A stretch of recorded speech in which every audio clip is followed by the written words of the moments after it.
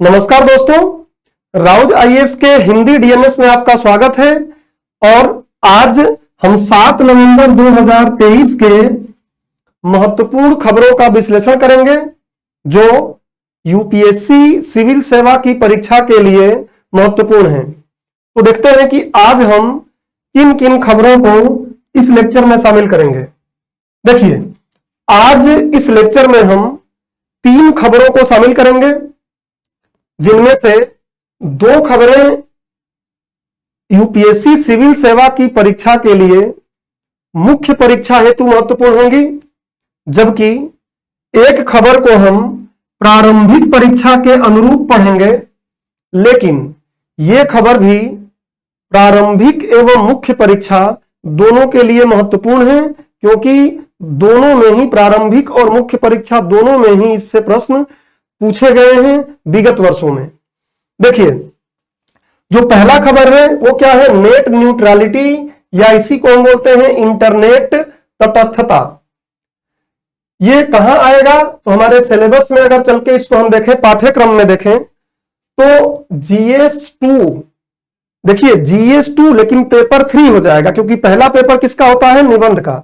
तो GS2 के इस खंड में आता है सरकारी नीतियों एवं विभिन्न क्षेत्रों में विकास के लिए हस्तक्षेप और उनके अभिकल्पन तथा कार्यान्वयन के कारण उत्पन्न विषय। इस भाग में GS2 के ये वाला मुद्दा आएगा, नेट न्यूट्रलिटी या इंटरनेट तटस्थता। दूसरा मुद्दा है कॉलेजियम प्रणाली। अभी हम इसको विस्तार से समझेंगे कि क्या है कॉलेजियम प्रणाली, को क्यों शामिल किए हैं ये भी हम देखेंगे। लेकिन अभी हम इस विषय वस्तु को और पाठ्यक्रम से जोड़ लेते हैं। तो कॉलेजियम प्रणाली पेपर 2 का ही ये भी मुद्दा है। और ये किस में जुड़ता है? पेपर 2 के किस खंड में? तो विभिन्न संवैधानिक पदों पर नियुक्ति, विभिन्न संवैधानिक पदों की शक्तियां, कार्य एवं उत्तरदायित्व। पेपर 2 के इस खंड में कॉलेजियम प्रणाली से संबंधित मुद्दा जुड़ेगा। तीसरा मुद्दा हमने लिया है प्रधानमंत्री गरीब कल्याण अन्न योजना का। प्रधानमंत्री गरीब कल्याण अन्न योजना तो काफी पहले शुरू की गई थी कोविड के दौरान, लेकिन अभी इसको फिर से बढ़ाने का प्लान चल रहा है, बढ़ाया जा रहा है, जिससे कई प्रकार के मुद्दे इसमें शामिल हो रहे हैं, कई प्रकार के इसमें समस्याएं शामिल हो रही हैं जो न्यूज में लगातार बनी रहेंगी। तो यहां हम मुख्य रूप से FRBM के बारे में थोड़ी बात करेंगे, या इस लेक्चर में अगर FRBM के बारे में बात नहीं कर पाएंगे तो ये मेंस के लिए अत्यंत महत्वपूर्ण मुद्दा है। इस पे क्वेश्चन आए भी हैं, हम आने वाले लेक्चर्स में इसको शामिल करेंगे डीएनएस में। तो ये किस खंड में जुड़ेगा? भारत सरकार का बजट, और उसके अंदर आएगा क्या? FRBM अधिनियम तथा राजकोषीय उत्तरदायित्व, इस खंड में जुड़ेगा। तो हमको ये पता चल गया कि जिन खबरों को आज हम शामिल किए हैं वो हमारे पाठ्यक्रम में कहां जुड़ेंगे, किन प्रश्न पत्रों में जुड़ेंगे। अब सबसे पहले हम पहले मुद्दे को समझते हैं कि ये क्या है। देखिए, द हिंदू के पेज 6 पर ये खबर आई थी, ये न्यूज आया था, और न्यूज का पूरा कंटेक्स्ट क्या था ये हम आगे समझते हैं। आपको इंग्लिश के पेपर अगर नहीं समझ में आए तो कोई दिक्कत नहीं है, हम उसको सिंप्लीफाइड करने के लिए यहां हैं। देखिए, नेट न्यूट्रलिटी क्या है ये समझे हम, उससे पहले संदर्भ समझ लेते हैं कि हम क्यों इसके बारे में चर्चा कर रहे हैं। तो संदर्भ ये है कि इसी वर्ष मतलब 2023 में ही जुलाई में केंद्र सरकार ने ट्राई से OTT सेवाओं, ओवर द टॉप जो सेवाएं हैं, जैसे नेटफ्लिक्स है, हॉटस्टार है, और भी जो कुछ भी आप देख रहे हैं ऐसी चीजें, वो OTT सेवाओं को विनियमित करने हेतु सुझाव मांगा था। और जब सुझाव किससे मांगा था? ट्राई से। ट्राई क्या है वो भी मैं आगे अभी आपको बता दूंगा। जो दूरसंचार सेवाओं को विनियमित करती है संस्था हमारे देश में, उसका नाम क्या है? ट्राई। तो सुझाव उससे मांगा, ट्राई ने क्या किया, इस हेतु जितने भी हितधारक इसमें शामिल होते हैं उन सबको आमंत्रित कर लिया। जितने भी हितधारक हैं, जो इंटरनेट सेवा प्रदाता हैं, उसके साथ साथ जो OTT प्लेटफॉर्म वाले कंपनियां हैं, इन सब हितधारकों को इन्होंने क्या किया, एक साथ आमंत्रित किया। और जब आमंत्रित किया तो टेलीकॉम कंपनियां, क्योंकि जो हमारी टेलीकॉम कंपनियां हैं जैसे एयरटेल है, जियो है, वोडाफोन आइडिया है, यही तो इंटरनेट हमको प्रोवाइड करती हैं, यही तो इंटरनेट भी प्रोवाइड कराती हैं हमें। तो ये उसमें जब शामिल हुई तो इन्होंने क्या कहा कि ओटीटी सेवा प्रदाताओं से अपने अवसंरचना को, मतलब इन जियो, एयरटेल, आइडिया, वोडाफोन जो है, ये अपनी अवसंरचनाओं को मजबूत बनाने के लिए ओटीटी सेवा वाली कंपनियों से क्या बोल रही हैं कि हमें कुछ फंड दिया जाए, हमें आय दिया जाए। यहां से ये बात न्यूज में आ रही है, हम देखेंगे कि इसमें कितना सही है, कितना ये गलत है। क्यों ये मांग रहे हैं? क्योंकि ये बोल रहे हैं कि जब हम इंटरनेट देते हैं लोगों को, तो उन्हीं इंटरनेट के माध्यम से तो ओटीटी सेवाएं देखी जाती हैं।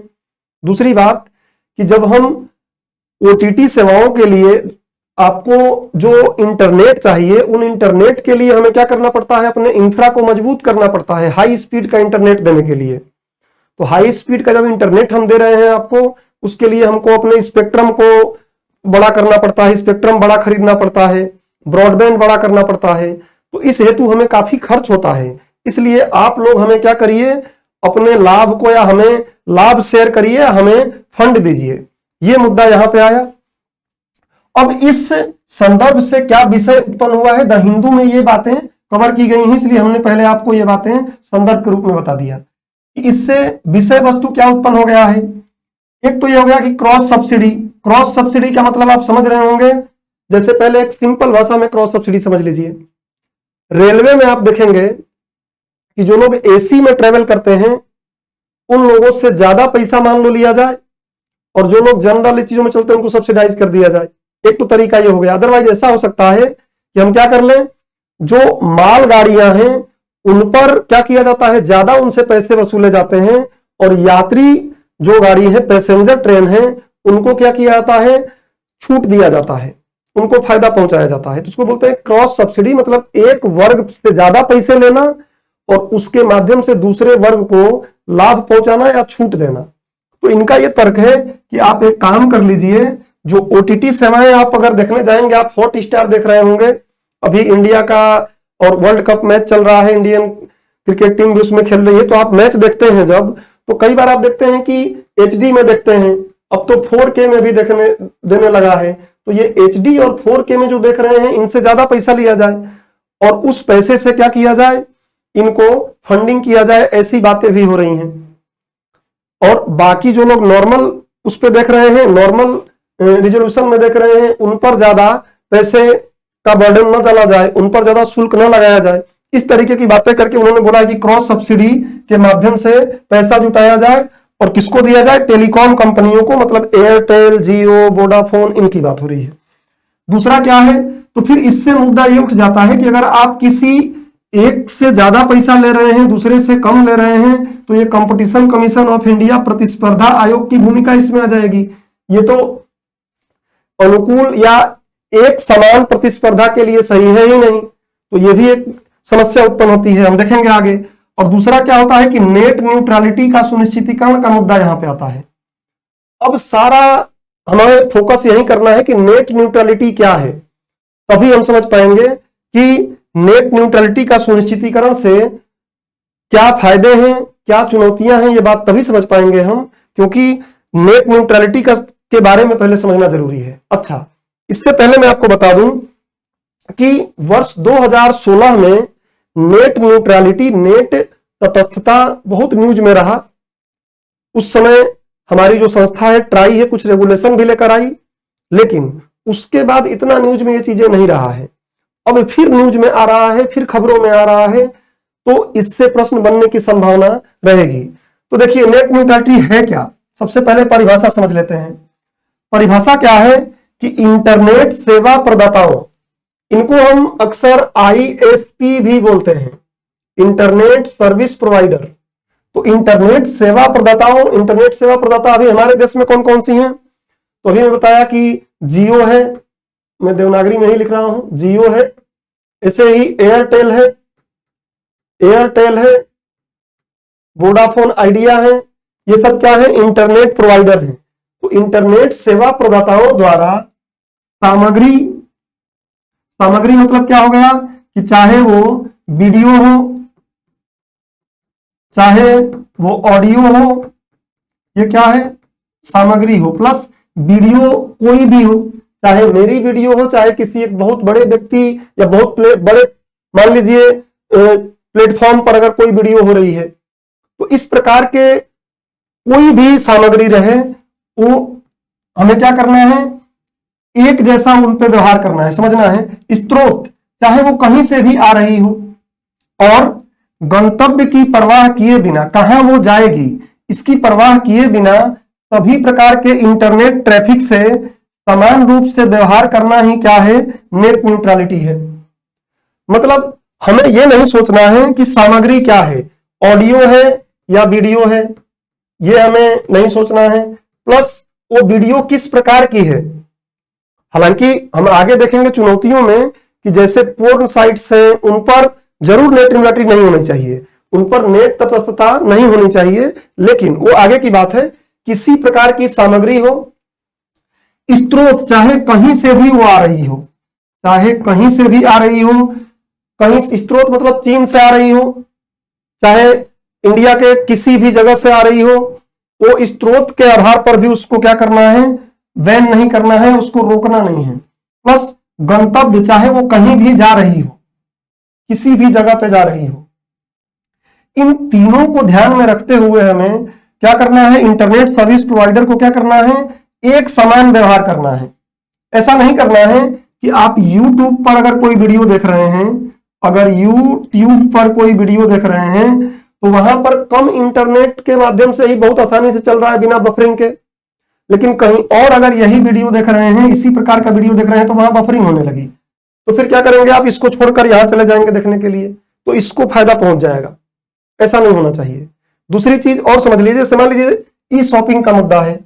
अमेजन का वेबसाइट पे गए आप, अमेजोन के वेबसाइट पर गए तो तुरंत खुल गई, आपने शॉपिंग करने लगे आप। लेकिन अगर मान लीजिए कि अमेजन के अलावा कोई और है, मान लीजिए फ्लिपकार्ट, एक एग्जांपल के लिए हम ले लेते हैं, फ्लिपकार्ट पे हम चले जाते हैं और फ्लिपकार्ट पे जाते हैं तो इसका वेबसाइट खुल ही नहीं रही है, सेम वही नेट हमारे पास है लेकिन उसकी वेबसाइट खुल ही नहीं रही है, बहुत समय ले रही है, तो हम क्या करेंगे, इसको छोड़ देंगे और यहां से क्या कर लेंगे, कोई चीज मंगा लेंगे, तो इसको फायदा पहुंच जाएगा। तो ये नेट न्यूट्रलिटी नहीं है, ये नेट तटस्थता नहीं है, क्योंकि नेट तटस्थता में हमें क्या करना है, सबको एक जैसा सब पे व्यवहार करना है, न कि किसी को हमें बहुत तेजी से चलाने के लिए यार इंटरनेट में कुछ ऐसी कोडिंग या चीजें कर दिया जाए कि कोई चीज बहुत तेजी से चल रही है, बहुत तेजी से खुल जा रही है, तो लोग उसके तरफ आकर्षित होंगे और दूसरा क्या हो जाएगा, उस कंपटीशन से, उस प्रतिस्पर्धा से बाहर हो जाएगा। तो उम्मीद करता हूं कि आप नेट न्यूट्रलिटी समझ गए होंगे कि इंटरनेट सेवा प्रदाताओं द्वारा सामग्री, स्रोत और गंतव्य की परवाह किए बिना सभी प्रकार के इंटरनेट ट्रैफिक समान रूप से व्यवहार करना ही क्या कहलाता है, नेट न्यूट्रलिटी कहलाता है। अब हम बात करते हैं आगे चल के कि नेट न्यूट्रलिटी के क्या लाभ होंगे। नेट न्यूट्रलिटी के क्या लाभ होंगे, देखिए, नेट तटस्थता जब बनेगी तो क्या इसके लाभ होंगे समझते हैं। सूचना तक समान पहुंच रहेगी, हर एक व्यक्ति को सूचना तक क्या रहेगा, समान पहुंच जाएगा, सभी प्रकार की वेबसाइट तक समान पहुंच, चाहे वह कोई ब्लॉग हो या कोई बड़ी ई कॉमर्स वेबसाइट हो, क्योंकि किसी को वरीयता नहीं देना है, किसको, जो इंटरनेट प्रोवाइड कर रहे हैं उनको किसी को भी वरीयता नहीं देना है। नवाचार और प्रतिस्पर्धा, अब मान लीजिए कोई छोटी वेबसाइट है और एक कोई बहुत बड़ी वेबसाइट है, मतलब बहुत ज्यादा पैसा इसके पास है, तो अगर केवल इसी की वेबसाइट जल्दी खुलेगी तो लोग इसकी तरफ रुझान करेंगे, तो ये तो चल नहीं पाएगी। जब ये नहीं चल पाएगी तो ये क्या नवाचार करेगी, ये तो कंपटीशन से बाहर हो जाएगी। लेकिन अगर नेट न्यूट्रलिटी रहेगी, जो नेट की स्पीड यहां मिल रही है वही नेट की स्पीड यहां मिलेगी, दोनों एक साथ, दोनों के साथ व्यवहार किया जाएगा, तो ये क्या करेंगे, नवाचार और प्रतिस्पर्धा करेंगे, छोटे लोग भी, और वो लोग भी अपने आप को एक बड़ी संस्था बनाने का प्रयास करेंगे या नवाचार करने का प्रयास करेंगे। तो वही बोल रहा है कि नवाचार और प्रतिस्पर्धा, यह स्टार्टअप्स और सेवा प्रदाताओं को लगातार अपनी सेवाओं में नवाचार करने को प्रेरित करता है और सकारात्मक प्रतिस्पर्धा को बढ़ावा देता है। दूसरी बात क्या आ जाती है कि उपभोक्ता की पसंद और नियंत्रण। ग्राहक क्या करेगा, अगर हम यहां गए, हमारी पसंद थी कि हम इस वेबसाइट पर कुछ करें, जैसे पीछे आपने देखा कि हमारी पसंद थी कि हम फ्लिपकार्ट से कुछ मंगाएं, लेकिन फ्लिपकार्ट तो क्या हो रहा है, खुल ही नहीं रहा है, और इसलिए हमने क्या कर लिया, अमेजोन से कुछ मंगा लिया। इसका मतलब यह है कि अगर समान व्यवहार किया जाएगा सभी कंटेंट, सभी सामग्री के साथ, तो उस समय क्या रहेगा, या सभी वेबसाइट जो है उनके साथ, तो उस समय क्या रहेगा कि ग्राहक खुद अपनी पसंद की सेवाओं का लाभ ले पाएगा तथा उन्हें नियंत्रित कर पाएगा, अपने हिसाब से देख पाएगा कि मुझे किससे लेना है, किससे नहीं लेना है, क्या देखना है, क्या नहीं देखना है, क्योंकि उस पर यह दिमाग में उसके नहीं रहेगा कि ये वाली चीज तो बहुत आसानी से हमको मिल जाती है, बहुत आसानी से चल जाता है वो नेट के कारण, और दूसरी चीज तो चलता ही नहीं है, खुलता ही नहीं है, वो अलग मुद्दा बन जाएगा। तो बजाय इंटरनेट सेवा प्रदाताओं के द्वारा प्रेषित या सुझाई गई सेवाओं के, क्योंकि जब नेट न्यूट्रलिटी नहीं रहेगा तो इंटरनेट प्रदाता जो हमको सुझाएंगे, अब अमेजोन खुल रहा है तो अमेजोन को ही हम देखेंगे, तो वो तो उनके मन पे हो गया। लेकिन अगर नेट तटस्थता रहेगी तो उस समय क्या होगा, ग्राहक अपने पसंद से, अपने पसंद पर नियंत्रण रखेंगे और अपने पसंद से सामान को या कंटेंट को देख पाएंगे। अब अभिव्यक्ति की स्वतंत्रता का संरक्षण, इससे क्या होगा कि यह इंटरनेट सेवा प्रदाताओं द्वारा कोई विरोधी और आलोचनाओं वाली सूचनाओं के एक तरफा सेंसरशिप तथा कंटेंट के प्रसार में रुकावट को नियंत्रित कर अभिव्यक्ति की स्वतंत्रता के संरक्षण को सुनिश्चित करता है। जैसे मान लीजिए, अगर इंटरनेट सेवा प्रदाता जो हैं ये क्या करेंगे, किसी कंटेंट को क्या कर लेंगे, अपने हिसाब से मैनिपुलेट करेंगे और उस पर जो उसको ट्रैफिक में तेजी से पास करेंगे, बाकी कंटेंट को रोकेंगे, तो फिर लोग क्या करेंगे, उसको ही देखने लगेंगे। और अगर नेट न्यूट्रलिटी रहेगी तो उस समय क्या हो जाएगा, अभिव्यक्ति की स्वतंत्रता रहेगी और उसका संरक्षण रहेगा, क्योंकि लोग अपने हिसाब से कंटेंट को देख पाएंगे, कंटेंट बनाने वालों का कंटेंट भी उस ट्रैफिक में क्या हो जाएगा, एक साथ निकला करेगा बिना किसी भेदभाव के। और अगली बात क्या है, भेदभाव और पक्षपात को रोकना। नेट न्यूट्रलिटी के बिना, अगर नेट न्यूट्रलिटी नहीं रहेगी तो इंटरनेट सेवा प्रदाता क्या कर देंगे, संभावित रूप से अपनी स्वयं की सामग्री, अपनी सामग्री या जो कंपनियां उनको पैसा दे दी हैं उनकी सामग्री को क्या करेंगे, वो का पक्ष ले सकते हैं, जिससे ऑनलाइन बाजार में उन्हें अनुचित लाभ मिल जाएगा। जिन कंपनियों के लिए वो क्या करेंगे, तेजी से उनके ट्रैफिक को निकाल देंगे, उनको अनुचित लाभ मिल जाएगा तथा अन्य को अनुचित हानि हो सकती है। नेट न्यूट्रलिटी ऐसी भेदभाव प्रथाओं को क्या कर सकती है, रोक सकती है। तो ये इसके लाभ हैं, आप एक बार और पढ़ लीजिएगा जब पीपीटी मिल जाएगी तो। आगे, नेट न्यूट्रलिटी के सुनिश्चितीकरण से संबंधित मुद्दे। नेट न्यूट्रलिटी को किस तरीके से हम सुनिश्चित कर सकते हैं ये देखते हैं। सबसे पहले वर्तमान में क्या व्यवस्था है ये समझ लेते हैं। तो वर्तमान में पहले विश्व में देखते हैं क्या व्यवस्था है। तो ध्यान रखिए कि वैश्विक कोई ऐसी संस्था नहीं है जो नेट न्यूट्रलिटी को विनियमित करती है या नेट न्यूट्रलिटी को रेगुलेट करती है। WTO अपने एक क्लॉज में कहीं लिखता है, लेकिन वो केवल ऐसा लिखता है कि नेट न्यूट्रलिटी को क्या करना चाहिए, सुनिश्चित करना चाहिए। तो एक अलग मुद्दा हो गया, कोई ऐसी संस्था नहीं है डेडिकेटेड जो नेट न्यूट्रलिटी के को सुनिश्चितीकरण के लिए काम करती है। क्या क्या हुआ है, तो अलग अलग देश इस पर अपने अपने कानून नियम बनाए हैं। अलग अलग देश कैसे, देखिए, कोई एकमात्र एजेंसी और रेगुलेशन नहीं है, पहले बता दिया मैं, पूरे विश्व के लिए ऐसा कुछ नहीं है। विभिन्न देशों द्वारा अलग अलग विनियमन हो रहा है। भारत में 2016 में खूब ये मुद्दा आया था समाचारों में। जैसे यूरोपियन यूनियन का ओपन इंटरनेट रेगुलेशन एक्ट अधिनियम 2015 जो है वो क्या करता है, नेट न्यूट्रलिटी के, नेट तटस्थता के सुनिश्चितीकरण की बात करता है। और ऐसे ही नॉर्वे के लिए नॉर्वेजियन कम्युनिकेशन एक्ट 2016 जो है ये नॉर्वे में क्या करता है, तो नेट न्यूट्रलिटी के विनियमन का कार्य करता है या सुनिश्चितीकरण के लिए कार्य करता है अपने स्तर पर, ये देश कर रहे हैं। ऐसे ही भारत में अगर हम देखें तो भारत में क्या है, ट्राई, अभी ट्राई क्या है आगे हम देख लेंगे, या अभी एक बार आप देख ही लीजिए जिससे कि आपके माइंड में ये बात आ जाए। देखिए, ये है try, telecom regulatory authority of India, try, भारतीय दूरसंचार नियामक प्राधिकरण। स्थापना इसकी भारतीय दूरसंचार नियामक प्राधिकरण अधिनियम 1997 के द्वारा 20 फरवरी 1997 को हुई थी। और इस संस्था के बारे में अलग से भी आप पढ़ सकते हैं, क्योंकि मेरा आज का मुद्दा इस संस्था को पढ़ाना नहीं था, इसलिए मैं इस संस्था को अलग से कवर नहीं कर रहा हूं। बस एक हिंट दे दे रहा हूं कि आपको इस लेक्चर की विषय वस्तु पूरी समझ में आ जाए। कार्य क्या है इसका? तो भारत में दूरसंचार उद्योग को क्या करना? नियंत्रित करना और विनियमित करना, इसका काम है।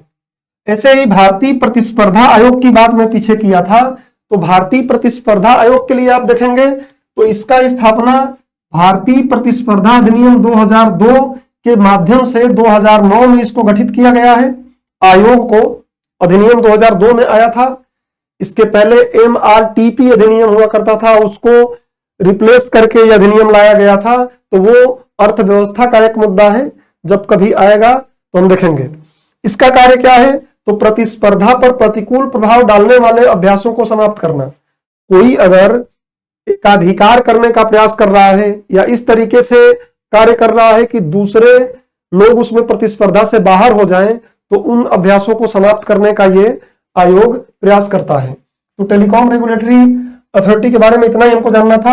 अब देखिए भारत में क्या व्यवस्था है। तो ट्राई नेट न्यूट्रलिटी के लिए सुझाव 2017 में दिया था, और इसी के बाद राष्ट्रीय डिजिटल संचार नीति 2018 में आई, और इस नीति के तहत लाइसेंस जारी करने में नेट तटस्थता को एक सिद्धांत के रूप में शामिल किया जाता है। तो भारत में भी कोई अलग से कोई कानून नहीं है इसके लिए, ट्राई ही इसको देखती है, और वो भी राष्ट्रीय डिजिटल संचार नीति 2018 में ऐसा कहा गया है कि जो सेवा प्रदाता, इंटरनेट सेवा प्रदाता कंपनियां हैं, उनको लाइसेंस देते समय हम क्या करेंगे? नेट तटस्थता के सिद्धांत को शामिल करेंगे कि ये नेट तटस्थता आपको रखना है। तो ये भारत में अभी चल रहा है। अब बात आ रही है कि नेट तटस्थता के लाभ आपने देखा, वही अगर नहीं रहेगा तो वो सारी चीजें हमारे लिए क्या है? नुकसान होगा। जनता के लिए काफी नुकसान होगा, प्लस कंपनी के लिए जो स्टार्टअप्स हैं उनके लिए नुकसान होगा, क्योंकि वो नवाचार नहीं करेंगे, वो प्रतिस्पर्धा से बाहर हो जाएंगे। तो इसको सुनिश्चितीकरण के लिए क्या उपाय करना चाहिए हमें? तो उपाय हमें क्या करना चाहिए? स्पष्ट और एक सख्त नियम लागू करना पड़ेगा। कुल मिला के हमको एक कानून लाना चाहिए डेडिकेटेड, जो नेट न्यूट्रलिटी को सुनिश्चितीकरण करे। इंटरनेट सेवा प्रदाताओं के लिए पारदर्शिता आवश्यक होना चाहिए। जो इंटरनेट सेवा प्रदाता कंपनियां हैं उनको पारदर्शी रूप से बताना चाहिए कि वो किस तरीके से नेट न्यूट्रलिटी का सुनिश्चितीकरण कर रहे हैं, और अगर सुनिश्चितीकरण कर रहे हैं, इसमें पारदर्शिता है, तो फिर नियमित ऑडिट और अनुपालन की जांच होनी चाहिए। अगर वो बोले कि हाँ हम तो नेट न्यूट्रलिटी को इस तरीके से क्या कर रहे हैं? सुनिश्चित कर रहे हैं, हम जो भी ट्रैफिक आता है ऑडियो वीडियो किसी को रोकते नहीं है, सबको एक साथ आगे बढ़ने देते हैं। तो अगर वो बोल रहे हैं कि हमने ये तरीका लगाया है, तो उसका नियमित ऑडिट और अनुपालन होना चाहिए कि बीच में कभी वो इसमें मैनिपुलेट ना करें, इसमें कुछ गलत ना करें। अब इंटरनेट सेवा प्रदाता बाजार में प्रतिस्पर्धा को बढ़ावा देना, क्योंकि अगर इंटरनेट सेवा प्रदाता, अभी हमारे पास देख सकते हैं कि मुख्य रूप से क्या है? एक भारत सरकार का BSNL है, और उसके बाद वोडाफोन आइडिया VI है, जियो है, और उसके बाद एयरटेल है। तो इतने ही हैं, पहले बहुत ज्यादा हुआ करती थी। तो अगर ये इंटरनेट सेवा प्रदाता कंपनियां ज्यादा रहेंगी तो प्रतिस्पर्धा बढ़ेगा, प्रतिस्पर्धा बढ़ेगा तो एकाधिकार करने का प्रयास नहीं किया जाएगा, तो उस समय नेट तटस्थता की बातें कहीं ना कहीं सही तरीके से लागू हो पाएंगी। तो इंटरनेट सेवा प्रदाता बाजार में प्रतिस्पर्धा को बढ़ावा देना है। सार्वजनिक जागरूकता और शिक्षा, मतलब लोगों को जागरूक करना है कि नेट न्यूट्रलिटी का मतलब क्या है। अगर वो नेट न्यूट्रलिटी के अवधारणा को समझेंगे और उनको इस बात के लिए शिक्षित किया जाएगा, तब जाके इन चीजों को हम क्या कर सकते हैं? नेट न्यूट्रलिटी को सही तरीके से सुनिश्चितीकरण कर सकते हैं। पहली बात, उभरते खतरों के प्रति सतर्क रहें कि नेट न्यूट्रलिटी के लिए ये सब तो हम लागू कर ही रहे हैं, उसके साथ साथ कोई और नवीन घटना, कोई और नवीन तरीके से इसमें कुछ खतरे उत्पन्न हो रहे हैं, तो उसके लिए लगातार हमें नियमन देखते रहना है कि अगर कुछ ऐसी चीज आ रही है जिसके कारण ये फिर से नेट न्यूट्रलिटी क्या हो सकती है, कॉम्प्रोमाइज हो सकती है, तो उसको अपने कानून में ले जाके अपने नियमन विनियमन में क्या कर देना चाहिए, प्लग कर देना चाहिए। तो एक महत्वपूर्ण मुद्दा था जो मुख्य परीक्षा में आ सकता है, और अब आसानी से इसको आप लिख सकते हैं अगर इस पे प्रश्न पूछेगा तो। और मैं उम्मीद करता हूं कि आप इसको अच्छे से समझ के नोट्स भी बना लेंगे, या फिर ये तो मैं आपको पीडीएफ के रूप में प्रोवाइड कराऊंगा ही। अब हम लोग अगले न्यूज की तरफ आते हैं।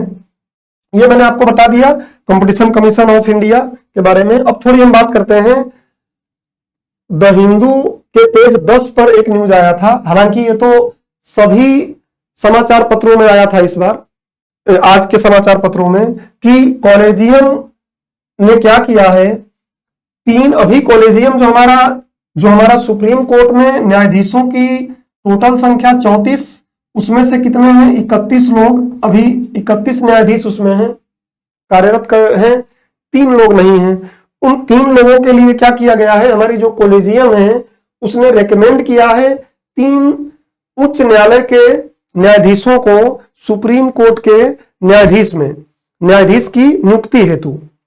तो अब यहां से मुद्दा ये उठ जाता है, बाकी इस न्यूज में यही है और कुछ न्यूज में इसमें है नहीं, बस ये है कि 3 जो ये हाईलाइटेड है, आपको पीडीएफ मिलेगा तो पढ़ भी लीजिएगा, समझ में आ जाएगा कि 3 उच्च न्यायालय के जो न्यायाधीश हैं उन न्यायाधीशों को सुप्रीम कोर्ट में न्यायाधीश की नियुक्ति करने हेतु उनको क्या किया गया है, राष्ट्रपति के पास कॉलेजियम ने भेजा है। तो अब यहां से हमको समझ लेना ही जरूरी है, क्योंकि कॉलेजियम एक बहुत ही महत्वपूर्ण मुद्दा है, हमेशा ही न्यूज में बना रहता है। तो इस कॉलेजियम के बारे में हम समझ लेते हैं, कॉलेजियम प्रणाली है क्या, इसके समक्ष क्या चुनौतियां हैं, मतलब इसके पक्ष में क्या तर्क है, इसके विपक्ष में क्या तर्क है, जिससे क्या सुझाव है, जिससे कि मुख्य परीक्षा में ऐसे प्रश्न आए तो हम हल कर सकें। उससे पहले अब देखिए, मुख्य परीक्षा 2017 में यह प्रश्न आया था, मुख्य परीक्षा 2017 में यह प्रश्न आया था कि भारत में उच्चतर न्यायपालिका में न्यायाधीशों की नियुक्ति के संदर्भ में राष्ट्रीय न्यायिक नियुक्ति आयोग अधिनियम 2014 पर सर्वोच्च न्यायालय के निर्णय का समालोचनात्मक परीक्षण कीजिए। उत्तर 150 शब्दों में लिखना था। तो इससे प्रश्न आते रहते हैं और इसलिए इसको हम एक बार समझ लेते हैं विस्तार से कि ये क्या है।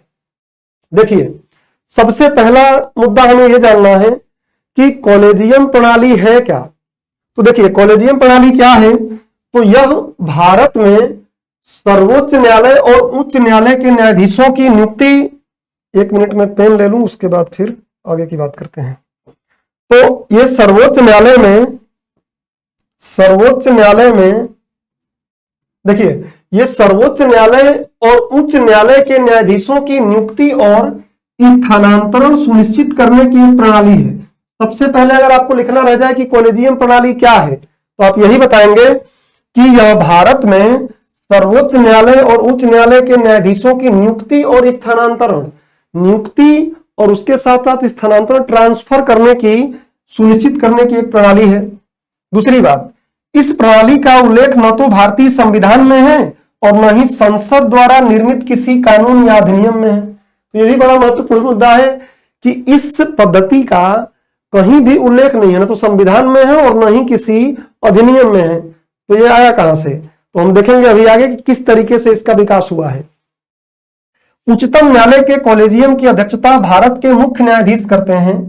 कॉलेजियम की जो समिति बनती है, कॉलेजियम एक प्रकार की समिति ही है। तो इस कॉलेजियम उच्च न्यायालय, जो उच्चतम न्यायालय है हमारा सुप्रीम कोर्ट है, उसके कॉलेजियम की अध्यक्षता भारत के मुख्य न्यायाधीश करते हैं और उच्चतम न्यायालय के 4 अन्य वरिष्ठ न्यायाधीश इसमें शामिल होते हैं। मतलब जो कॉलेजियम सुप्रीम कोर्ट के लिए बनती है उसमें क्या होता है, एक होते हैं सीजेआई मुख्य न्यायाधीश और बाकी 4 लोग, ये वर्तमान व्यवस्था है, हम देखेंगे कैसे ये विकसित हुई है, पहले ऐसे नहीं था। और 4 रहेंगे अन्य वरिष्ठ न्यायाधीश। वरिष्ठ से क्या समझ रहे हैं, जो वरिष्ठता में इनके बाद रहे 4 लोग, वो लोग रहेंगे। आगे इसको विस्तार से भी हम समझेंगे। फिर उच्च न्यायालय के कॉलेजियम का नेतृत्व, जो हाई कोर्ट होते हैं उनमें भी कॉलेजियम है, तो हाई कोर्ट के कॉलेजियम का नेतृत्व उसके मुख्य न्यायाधीश और उच्च न्यायालय के, उसी उच्च न्यायालय के अन्य 2 वरिष्ठ न्यायाधीश करते हैं। मतलब जो हाई कोर्ट रहेगा उसमें क्या रहेगा, एक सीजेआई रहेंगे और प्लस 2 क्या रहेंगे, अन्य वरिष्ठ न्यायाधीश रहेंगे। ये हो गया किसका, हाई कोर्ट का कॉलेजियम। अब अगली बात आती है कि उच्च न्यायपालिका में न्यायाधीशों की नियुक्ति कॉलेजियम प्रणाली के माध्यम से की जाती है। उच्च न्यायपालिका यहां आपको समझना है कि अगर कहीं हिंदी में बोलता है उच्च न्यायपालिका, तो उच्च न्यायपालिका का मतलब होता है क्या, Supreme Court plus High Court, इन दोनों को हम क्या बोलते हैं, उच्च न्यायपालिका। तो उच्च न्यायपालिका में ये दोनों आते हैं, ये बात आपको दिमाग में रखना है। तो उच्च न्यायालय में न्यायाधीशों की नियुक्ति कॉलेजियम प्रणाली के माध्यम से की जाती है, जिसमें न्यायपालिका की भूमिका ही सर्वोपरि है, इसलिए इसे न्यायाधीशों द्वारा न्यायाधीशों की नियुक्ति की प्रणाली भी कहा जाता है। पूरे विश्व में ऐसा कहीं नहीं है, केवल भारत में ही है कि न्यायाधीश ही न्यायाधीशों की नियुक्ति करते हैं, क्योंकि देख सकते हैं आप इसमें कहीं भी किसी अन्य सदस्य का हस्तक्षेप नहीं है। तो ये तो समझ गए आपकी कॉलेजियम प्रणाली है क्या, पीडीएफ मिलेगा उसमें और पढ़ लीजिएगा। अब देखते हैं कि भारत में न्यायाधीशों की नियुक्ति का संवैधानिक प्रक्रिया क्या है।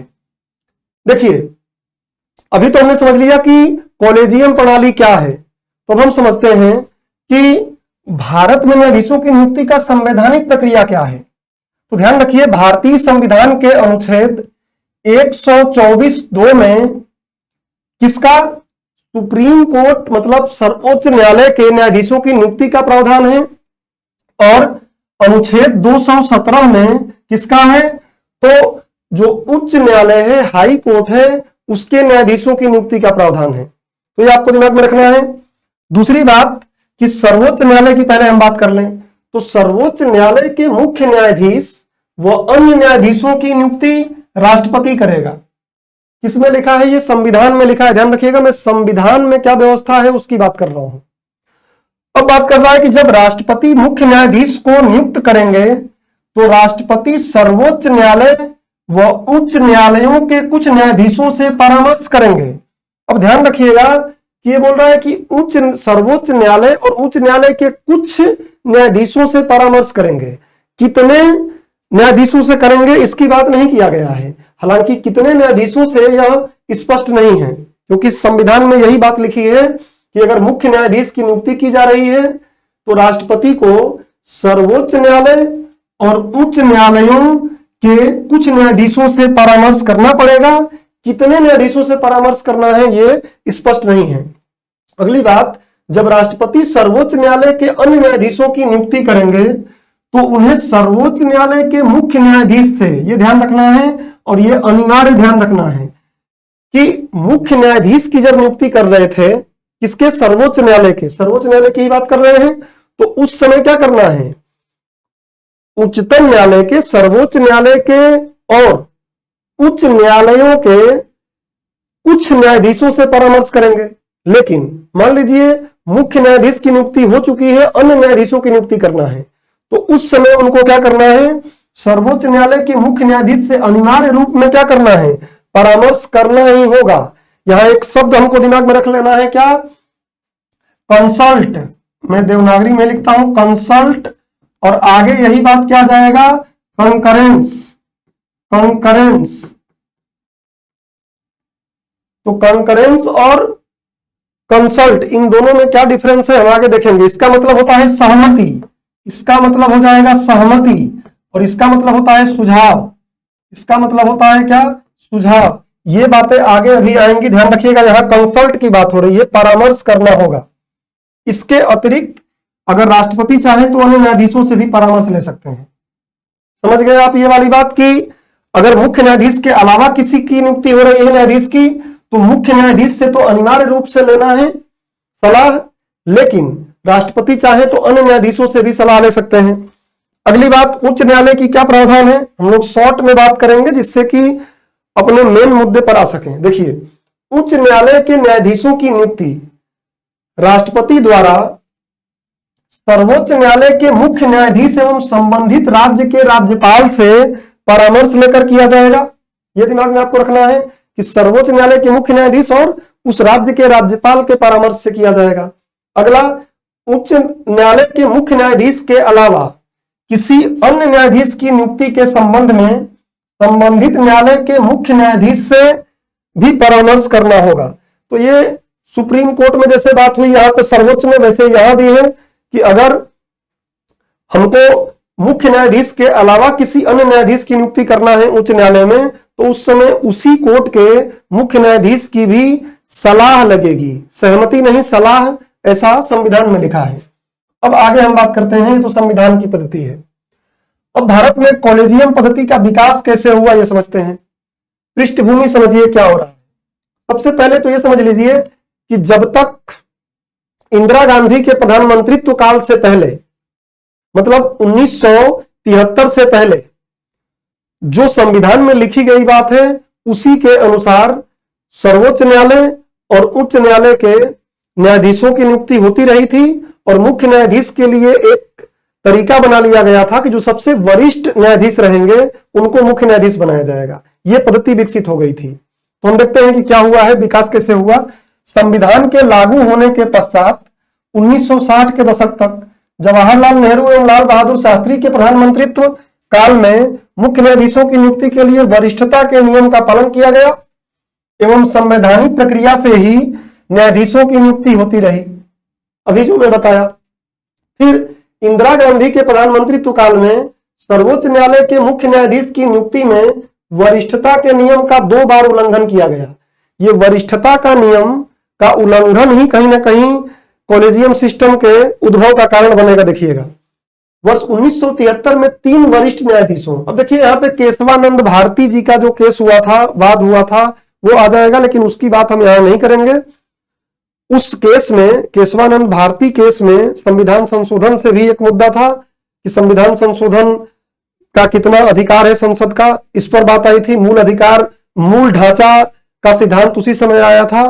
तो उस समय जो 3 वरिष्ठ न्यायाधीश थे वो क्या थे, कहीं ना कहीं सरकार के विरोध में थे, और उन 3 के बाद जो चौथे नंबर पे वरिष्ठ थे वो सरकार के पक्ष में थे। तो केशवानंद भारती का जैसे ही वाद का निर्णय आया उसके अगले दिन ही नियुक्ति में ये 3 लोगों को पास करके 3 लोगों को छोड़कर जो चौथे नंबर पे थे उनको मुख्य न्यायाधीश बना दिया गया था। देखिए, वर्ष 1973 में 3 वरिष्ठ न्यायाधीशों के वरीयता क्रम का उल्लंघन करते हुए, मैं अब तीनों न्यायाधीश का यहां पे नाम नहीं लिख रहा हूं, जस्टिस सेलट, जस्टिस हेगड़े और एक और जस्टिस थे, तो उल्लंघन करते हुए जस्टिस एएन रे को भारत का मुख्य न्यायाधीश बना दिया गया था। फिर यह कहानी तो यहां पे हुई, लेकिन उसके बाद फिर ऐसा ही कुछ हुआ वर्ष 1977 में जस्टिस बेग, यहां पर भी कुछ ऐसा ही मुद्दा है कि सरकार के पक्ष में जो न्यायाधीश थे उनको मुख्य न्यायाधीश बनाया गया, और जो सरकार के पक्ष में नहीं थे उनको न्यायाधीश नहीं बनाया गया। तो 1977 में जस्टिस बेग को मुख्य न्यायाधीश बनाया गया, जबकि जस्टिस एचआर खन्ना उस समय क्या थे, वरिष्ठ न्यायाधीश थे। तो ये 2 बार जब वरिष्ठता के पद का उल्लंघन हो गया, मतलब राजनीतिक हस्तक्षेप आने लगा। उसके पहले ऐसा नहीं हो रहा था, सब कुछ ठीक चल रहा था, परामर्श सही हो रही थी, तो जरूरत नहीं पड़ी। लेकिन अब राजनीतिक हस्तक्षेप होने लगा न्यायाधीशों की नियुक्ति में, तब यह प्रणाली शुरू होगी।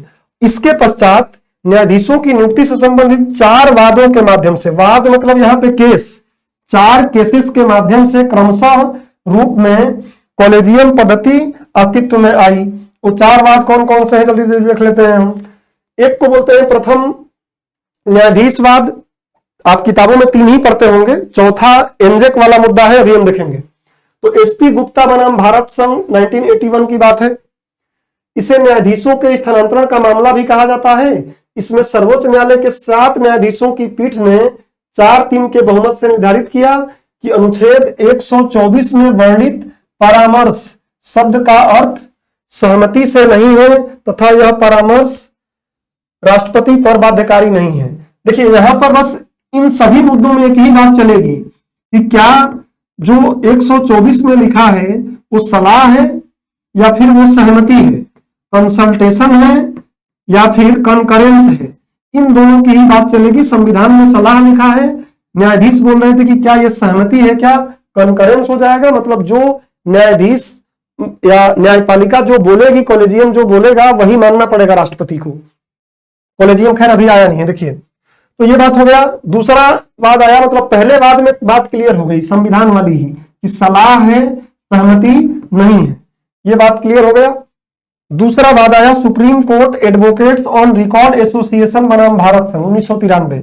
इसमें क्या हुआ, तो इसमें सबसे पहले ये समझ लीजिए कि जो परामर्श शब्द है, ये परामर्श शब्द है, इसका मतलब क्या लिया गया, सलाह हटा दिया गया, बोला गया कि सलाह नहीं है, क्या है, सहमति है। तो यहां पर एक बात, नई बात जन्म ले ली, सही मायने में कॉलेजियम पद्धति यहीं से जन्म ली कि जो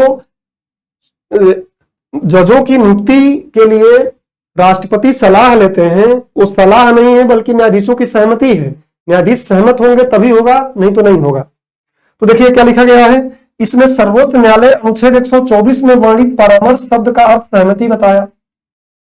राष्ट्रपति सर्वोच्च न्यायालय के न्यायाधीशों की नियुक्ति सर्वोच्च न्यायालय के मुख्य न्यायाधीश व अन्य 2 वरिष्ठ न्यायाधीशों के परामर्श से करेगा तथा यह परामर्श राष्ट्रपति पर बाध्य होगा।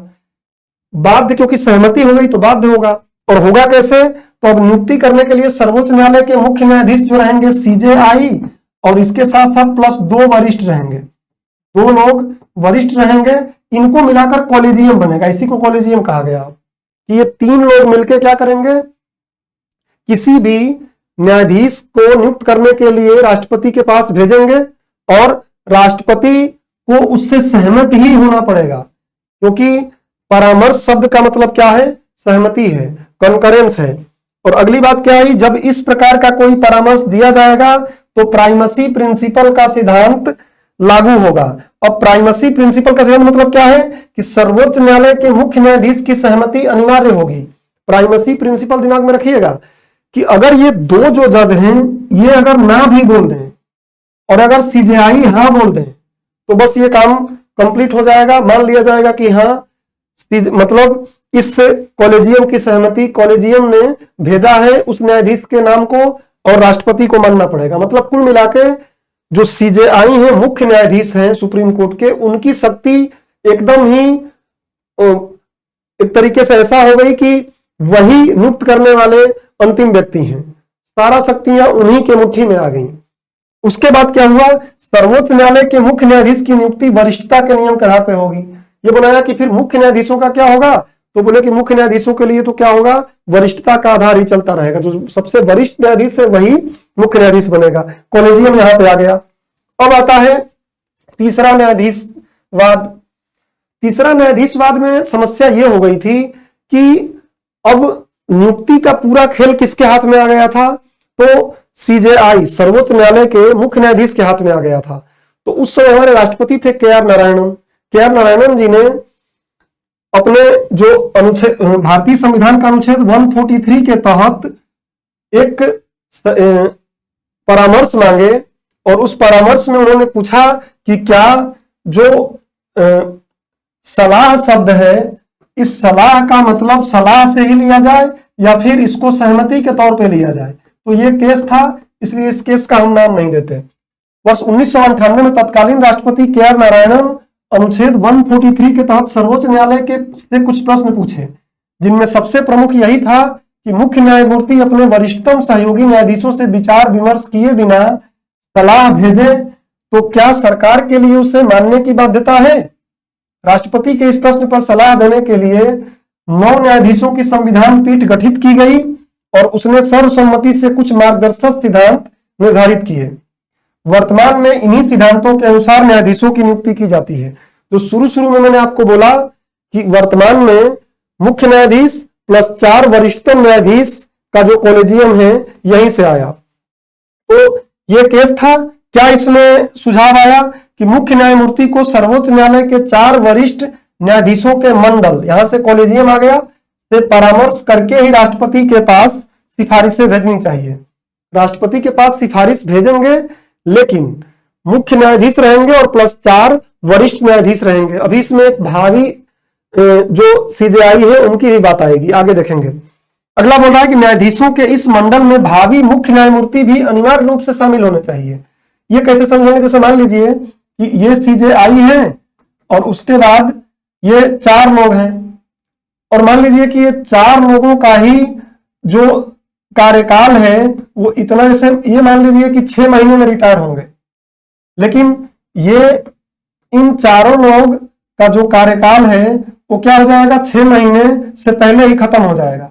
ये संभव है, ठीक है ना। तो अगर 6 महीने तक इनका कार्यकाल है, लेकिन ये जो उनसे नीचे 4 लोग हैं इनका कार्यकाल 6 महीने से पहले ही खत्म हो रहा है, तो इनके नीचे जो आएगा व्यक्ति वही तो मुख्य न्यायाधीश बनेगा, तो उसको भी इसमें शामिल करना पड़ेगा क्योंकि वो भावी CJI हैं।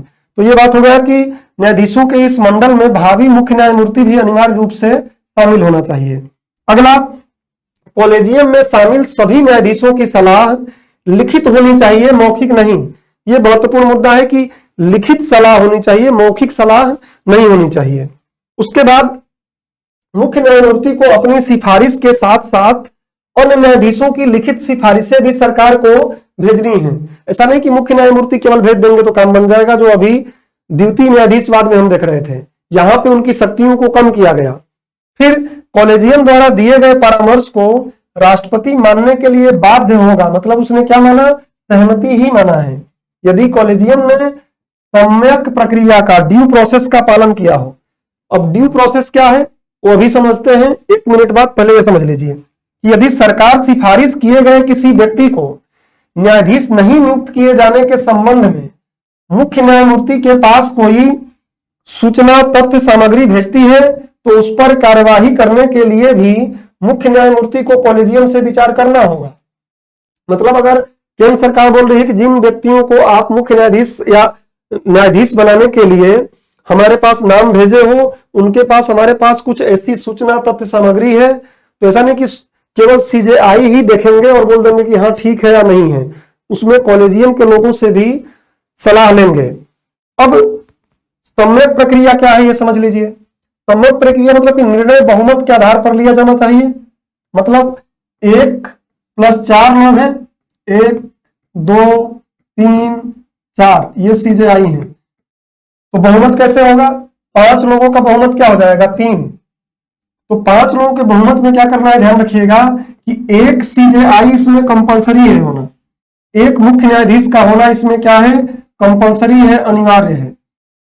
बहुमत भी होना चाहिए और उस बहुमत में 1 मुख्य न्यायाधीश भी होना चाहिए, मतलब ये 5 लोगों में से कोई भी 2 न्यायाधीश बोले कि हाँ किसी को नियुक्त करने के लिए न्यायाधीश, और उसमें CJI भी 1 हो जाए, तीसरा व्यक्ति, तो इसका मतलब कि सम्यक प्रक्रिया का पालन किया गया है। देखिए यही लिखा गया है, निर्णय बहुमत के आधार पर लिया जाना चाहिए, सर्वोच्च न्यायालय के मुख्य न्यायाधीश की सहमति अनिवार्य होगी।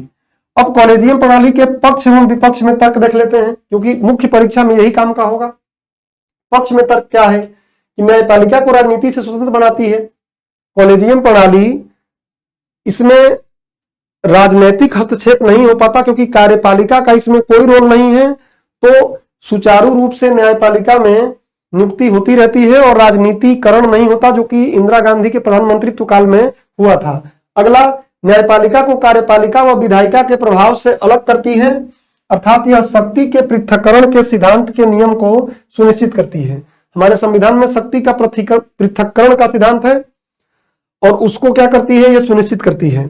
अगला, कार्यकारी अंग विशेषज्ञ नहीं है, क्योंकि कार्यकारी अंग जो होते हैं उनको इतना ज्ञान नहीं है। आपको पता है कि नेता लोग जो होते हैं उतने पढ़े लिखे नहीं हैं, उनको कानून का ज्यादा ज्ञान नहीं है, तो वही बोल रहा है कि कार्यकारी अंग विशेषज्ञ नहीं है, अर्थात उसे मुख्य न्यायाधीश की तुलना में उम्मीदवार में न्यायाधीश होने के आवश्यक गुणों के बारे में ज्ञान नहीं है।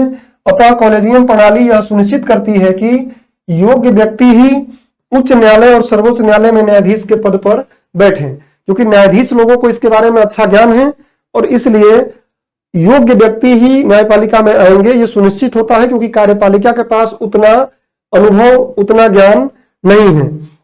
अगला, ऐसे कई मामले हैं जिनमें राजनीतिक प्रभाव के कारण उच्च न्यायालयों के न्यायाधीशों का स्थानांतरण कर दिया गया, इसलिए न्यायाधीशों को स्थानांतरित करने की शक्ति कार्यपालिका को देने से कई बार न्यायाधीश सरकार के दबाव में कार्य करते हैं।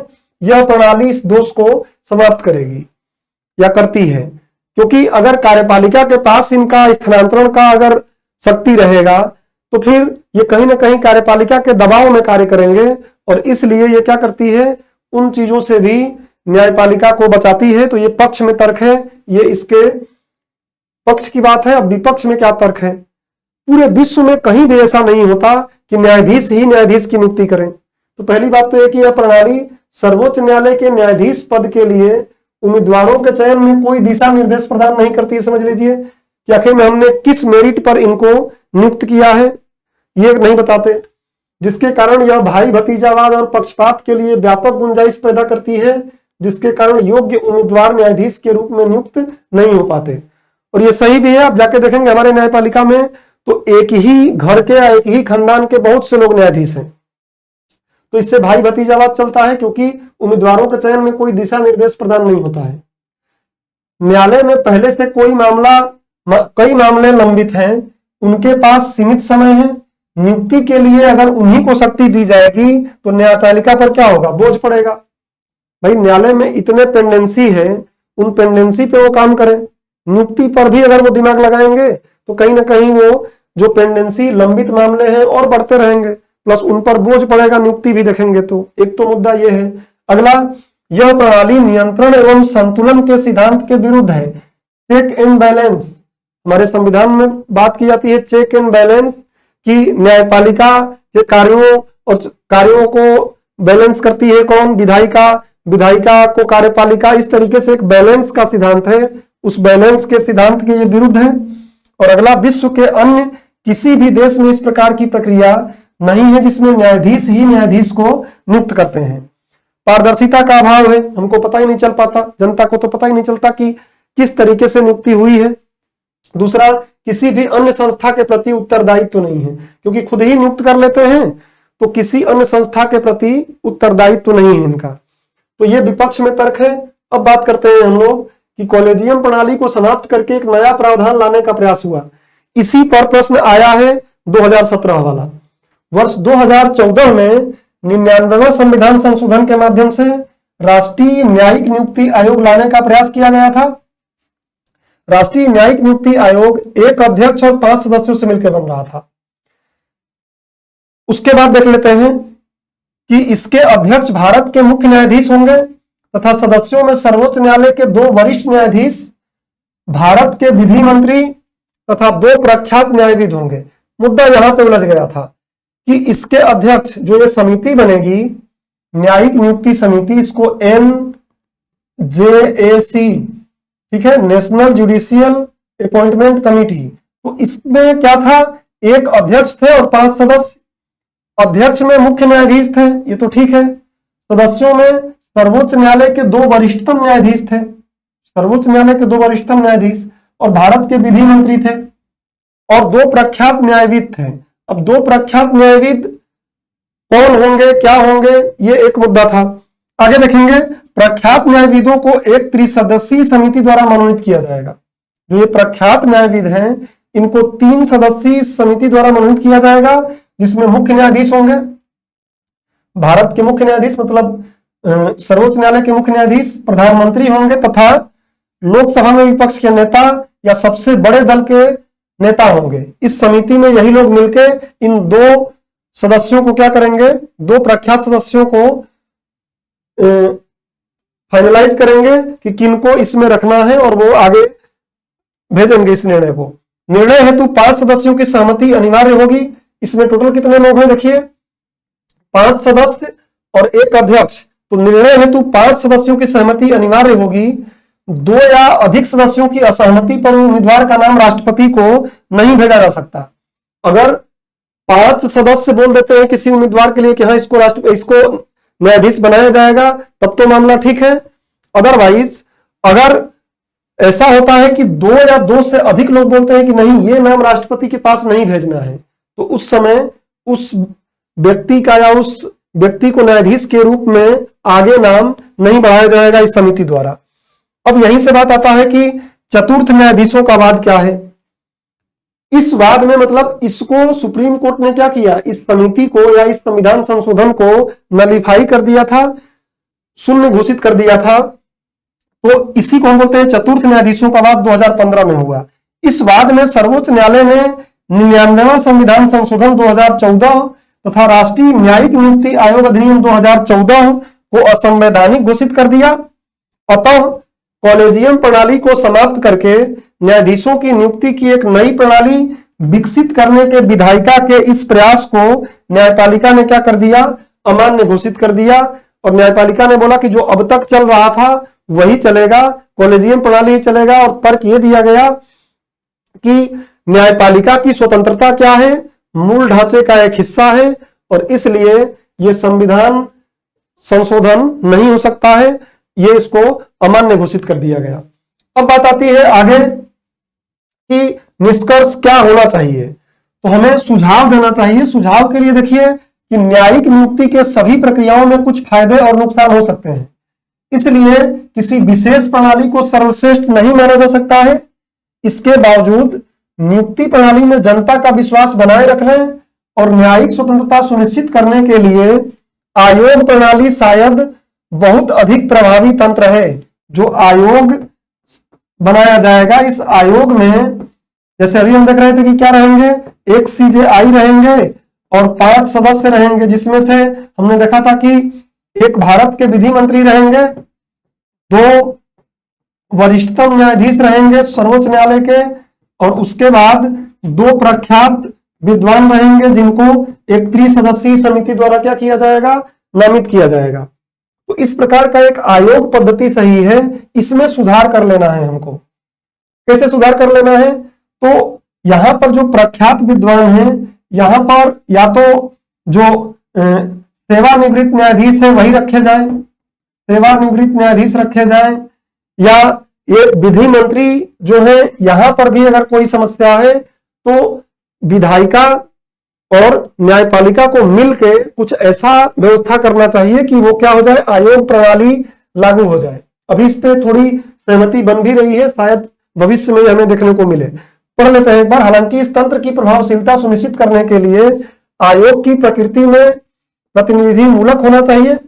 प्रकृति उसकी कैसी होनी चाहिए? प्रतिनिधि मूलक होना चाहिए, जिसमें कार्यपालिका, विधायिका, न्यायपालिका, कानूनी पेशे के सदस्य और आम लोग शामिल हों। तो ये एक मुद्दा है कि इस तरीके से अगर हम काम करें तो इसको पारदर्शी बनाया जा सकता है और जो इसकी आलोचनाएं हैं कॉलेजियम प्रणाली को, उसको ठीक किया जा सकता है। तो ये कॉलेजियम प्रणाली से संबंधित मुद्दा था। उम्मीद करता हूं कि आपको पूरा समझ में आ गया होगा क्या है। पीडीएफ के माध्यम से एक बार और इसको आप पढ़ लेंगे। अब हम लोग चलते हैं आज के तीसरे न्यूज पर और अंतिम न्यूज पर। तीसरा न्यूज द हिंदू के पेज 14 पर आया था और ये देखिए फ्री ग्रेन पोज कुल मिला के ये किससे संदर्भित है? तो इसमें ज्यादा बात किया गया है एफआरबीएम अधिनियम के बारे में और एफआरबीएम के बारे में कि राजकोषीय घाटा इससे सरकार का बढ़ेगा। तो ये तो एक मेंस का मुख्य परीक्षा का महत्वपूर्ण मुद्दा हो गया है, जिसको हम अन्य किसी लेक्चर में शामिल करेंगे। अभी बस समझ लीजिए कि मेंस में इससे प्रश्न आ चुका है और प्रारंभिक परीक्षा में भी इससे प्रश्न आ चुका है।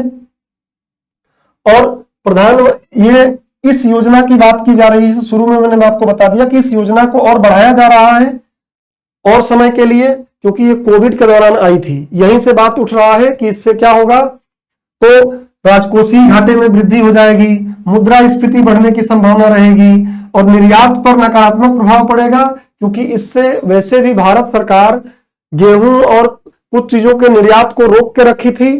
फिर यहाँ पे और भी निर्यात को हमें क्या करना पड़ेगा, रोकना पड़ेगा। एक मुद्दा ये आ जाता है। लाभ इस योजना के बारे में थोड़ा समझ लीजिए कि योजना कोविड-19 के दौरान प्रवासियों और गरीबों को मुफ्त खाद्यान्न की आपूर्ति करने के लिए आत्मनिर्भर भारत के एक हिस्से के रूप में शुरू की गई थी। इस योजना के तहत केंद्र गरीबों को प्रति माह 5 किलोग्राम अनाज मुफ्त उपलब्ध कराता है। और इसमें लाभार्थी कौन होंगे? तो ध्यान रखिए कि यह सार्वजनिक वितरण प्रणाली पीडीएस के तहत आने वाले परिवारों को, उसी के तहत जो लोग शामिल हैं, जो लाभार्थी हैं वही लाभार्थी रहेंगे, लेकिन उनको प्रदान किया जाएगा। लेकिन ये क्या है, पीडीएस से अलग है। इसको ये जो एनएफएस एक्ट है, खाद्य सुरक्षा अधिनियम, उसके तहत ये नहीं है, बल्कि ये उसके अतिरिक्त है। इसमें लिखा हुआ है, देखिए, उसके अतिरिक्त, ये राशन के अतिरिक्त है। खाद्यान्न और मात्रा में परिवर्तनशील हो सकता है, ऐसा भारत सरकार की वेबसाइट ही बोल रही है कि ये जब शुरू किया गया तो ये था कि 5 किलोग्राम है, समय के साथ इसमें कम या ज्यादा भी किया जा सकता था। तो ये तो एक योजना की बात है, इसको आप पढ़ लीजिएगा आराम से। इसके फायदा क्या हुआ था, तो कोविड के दौरान लाभार्थियों को अतिरिक्त सहायता मिली थी, अच्छी बात थी। लेकिन अब इसको जो बढ़ाया जा रहा है, कहा जा रहा है कि ये मुफ्त रेवड़ी कल्चर जो है कहीं ना कहीं लाया जा रहा है। तो इससे संबंधित मैंने ये राजकोषीय घाटा क्या होता है आप यहां एक बार देख लीजिए कि जब सरकार के कुल व्यय में से ऋण को छोड़कर अन्य सभी प्राप्तियों को घटाते हैं तो राजकोषीय घाटा प्राप्त हो जाता है। ध्यान रखिए कि राजकोषीय घाटा का एक सिंपल, अब आज के दिन इसको कवर हम नहीं करेंगे, अगले दिन कवर करेंगे अच्छे से। राजकोषीय घाटा जो होता है ये क्या होता है, बजट घाटा प्लस ऋण होता है। बजट घाटा प्लस ऋण की बात होती है, तो कुल मिलाकर यहां ऋण की बात होती है, कितना ऋण लिया गया है, और ये हमेशा ही बजट घाटा से क्या होता है, अधिक होता है। इसी को प्रबंधित करने के लिए एफआरबीएम एक्ट लाया गया था, जिसको हम क्या बोलते हैं, अभी पीछे आपने देखा कि स्पष्टतः हिंदी में जो प्रश्न मैंने लगाया है लिखा भी है कि राजकोषीय दायित्व और बजट प्रबंधन अधिनियम एफआरबीएम एक्ट, इसके लिए ही लाया गया था 2003 में, बट इसके लक्ष्यों को प्राप्त नहीं कर पाए हैं हम। अब इस पर मैंने आपको कुछ अभ्यास प्रश्न लगा दिए हैं। एक तो एफआरबीएम से लगा दिया है मैंने, रिवाइज कर लीजिएगा, एक बार पढ़ लीजिएगा, आने वाले लेक्चर में हम इसको सही से कवर करेंगे। और एक अभ्यास प्रश्न इस योजना पर है, ये भी जो मैंने पढ़ाया है इसके तहत ही आप इस प्रश्न का उत्तर दे सकते हैं। तो आज के इस डीएनएस के लेक्चर को हम लोग यहीं पे खत्म करते हैं, मिलते हैं अगले लेक्चर में। धन्यवाद।